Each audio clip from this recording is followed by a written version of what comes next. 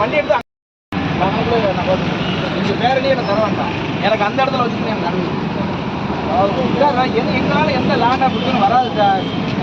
இங்கே இருக்கிற எல்லா காவலரும் எனக்கு நல்லா தெரிஞ்சவங்க தான். எங்கேயாவது நீங்கள் கேளுங்க, நான் மற்ற கட்சி மாதிரியா இல்லை மற்ற இயக்க மாதிரியா நான் கூட உட்காந்துக்கிட்டு